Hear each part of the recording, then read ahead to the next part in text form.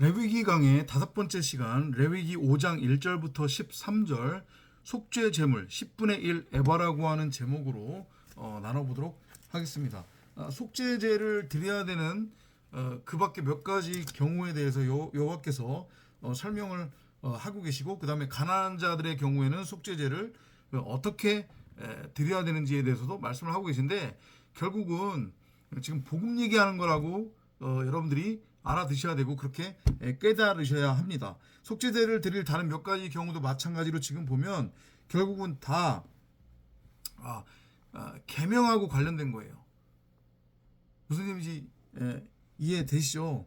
그러니까 한마디로 얘기하면 내가 스스로 무엇이 선이고 무엇이 악인지 그 차이를 분별할 줄 안다는 착각에 빠져서 생명나무로서의 성경 66권인 하나님의 말씀이 내 안에 이미 심겨져 있는데 그걸 진리로 호라호하지 못하면 자동적으로 내 밖에 선악을 알게 하는 선악나무로 있지도 않은데 있는 것처럼 세워진다고 했고, 그리고 내 밖에 심겨진 그 있지도 않은 가짜 선악나무와 내가 하나가 된다고 했어요. 그죠? 그리고 나는 그 내 밖에 있지도 않은데 있다라고 착각하면서 바라보고 있는 그 가상현실로서의 선악나무와 하나가 된 나를 하나님이라고 착각하면서 그것을 하나님의 이름으로 부르고 하나님의 이름으로 섬긴단 말이죠. 그게 곧 우상숭배예요. 그러니까 내가 나와 사랑에 빠지는 동성애자가 되는 거예요. 이해되지? 무슨 얘기인지. 그 자체가 죄인 거잖아요.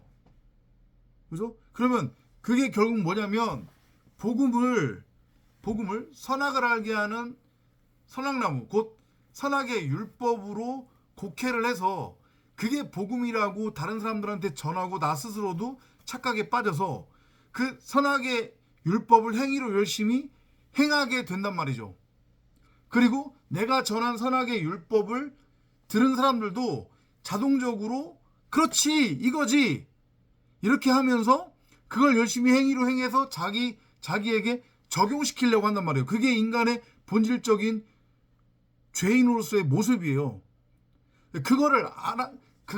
그런 자신의 모습을 보고 이건 아닌데, 나는 무엇이 선이고 무엇이 악인지 그 차이를 분별할 줄 모르는데 내가 이제까지 착각하고 있었구나 라고 하는 것을 알고 깨닫는 이가 있고, 그것을 깨닫지 못하는 이가 있는 거잖아요. 그죠? 여기서는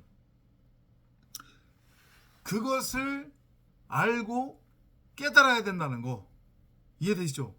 그죠? 그리고 그렇게 내가 범죄를 함으로, 그게 죄라고 그랬으니까 그 범죄, 곧 하나님의 말씀인 생명나무를 내 보기에 옳은 대로 내 멋대로 내 소견대로 선악을 알게 하는 선악나무로 착각해서 바라보고 그걸 행위로 열심히 행하며 내 삶에 적용시켜서 땅적인 가치를 추구하며 내가 살고 있었다고 하면 그 죄로부터 벗어날 수 있는 유일한 길,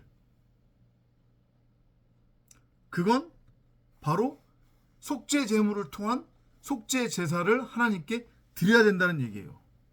그리고 2절에 보면은 부정한 것들을 만졌을 경우에, 그럴 경우에도 그게 죄라고 하는데 마찬가지죠. 그 부정한 것들이 지금 보면 짐승의 사체나 부정한 가축의 사체나 부정한 곤충의 사체를 만졌을 때라고 하는데, 이것도 마찬가지인 거죠. 결국은 뭐예요?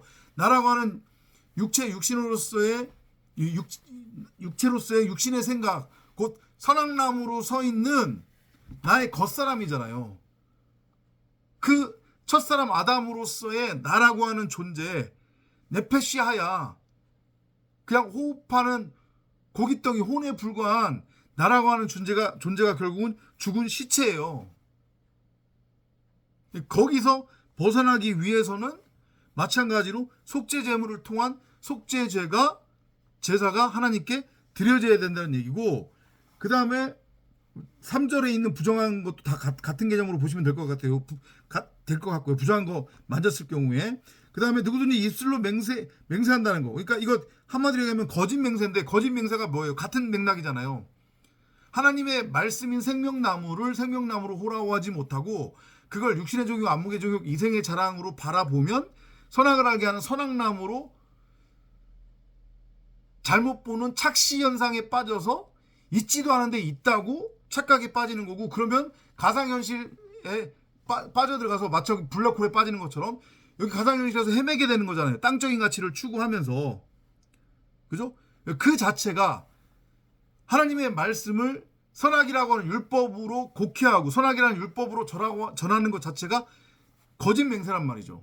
그러니까 계속해서 말씀드리지만 이 성경을, 문자 성경을 육신의 생각으로, 육신의 눈으로 바라보면 문자 그대로밖에 보이지 않는다고 그랬잖아요.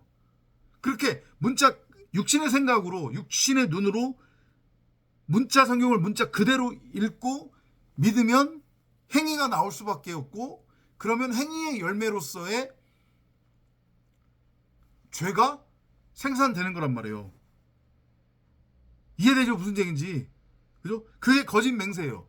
그러니까 또 얘기하지만 지금 세상 기독교가 어떻게 하고 있습니까? 사람 생각, 육신의 생각으로 성경을 눈에 보이는 문자 그대로 읽고 그걸 사람 생각으로 풀어서 전하잖아요.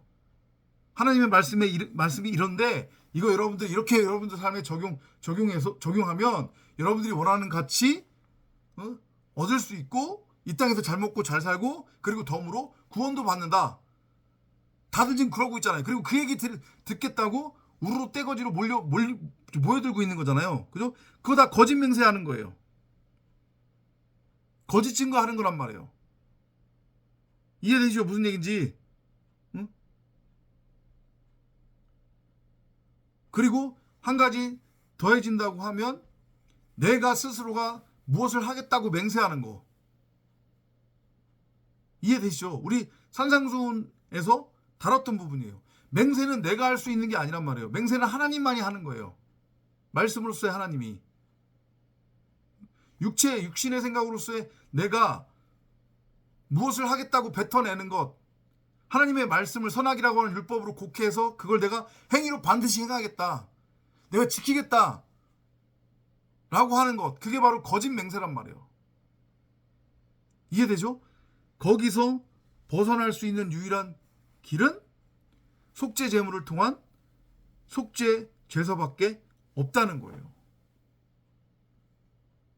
그러면 그 속죄 제물이 뭐라고 했습니까? 바로 내가 나라고 하는 이 육체로서의, 육신의 생각으로서의 내 머리가 십자가에 못 박혀 죽는 것, 목베임 당하는 것. 이해되시죠? 곧 내가 십자가를 통과를 해야만이 이 모든 죄로부터 내가 벗어날 수 있다.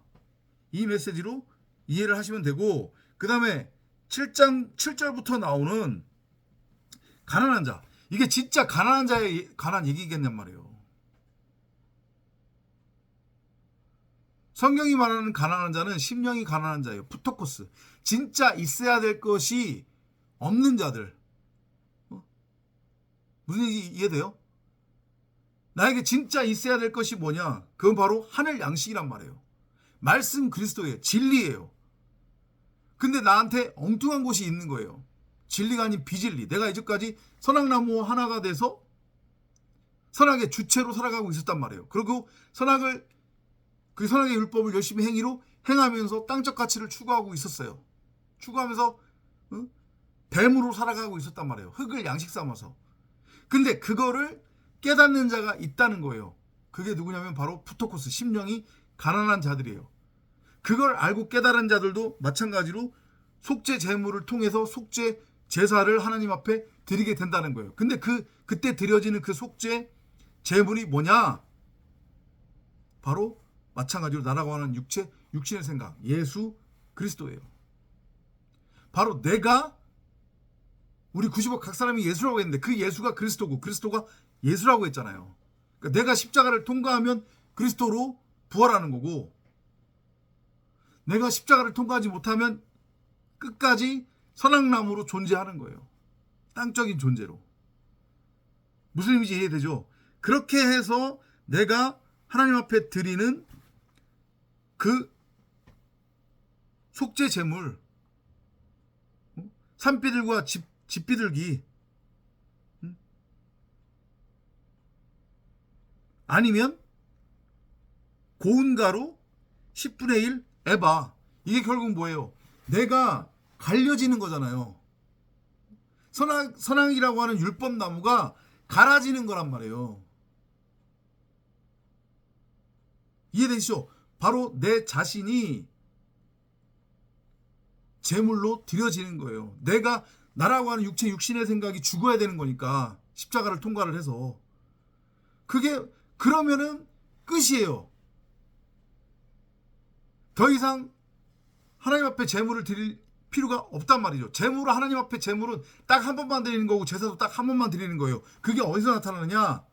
창세기 4장에서 가인과 아벨의 제사를 통해서 우리가 그거를 확인할 수 있어요. 가인도 아벨도 평생 동안 딱 한 번 하나님 앞에 제사를 드린 거예요. 그걸로 끝인 거예요. 그걸로 결정이 되는 거예요. 너는 영원한 심판, 너는 영생. 이걸 여러분들이 명심하시기 바랍니다.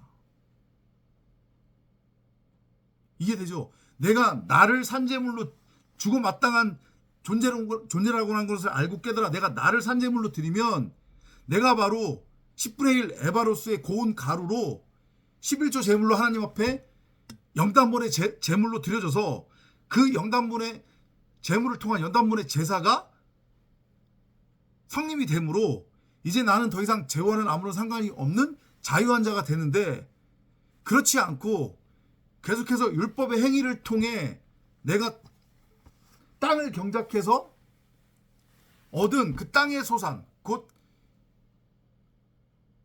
율법의 행위를 통해서 내가 덕지덕지 쌓아둔 어떤 육적인 가치 혹은 물질적인 그런 대상, 존재, 그런 가치를 통해 하나님을 예배하고 하나님을 섬기고 숭배하겠다고 하면 그건 가인과 가인이 드린 제사가 되는 거예요. 그러면 하나님이 그것은 안 받으시는 거란 말이에요.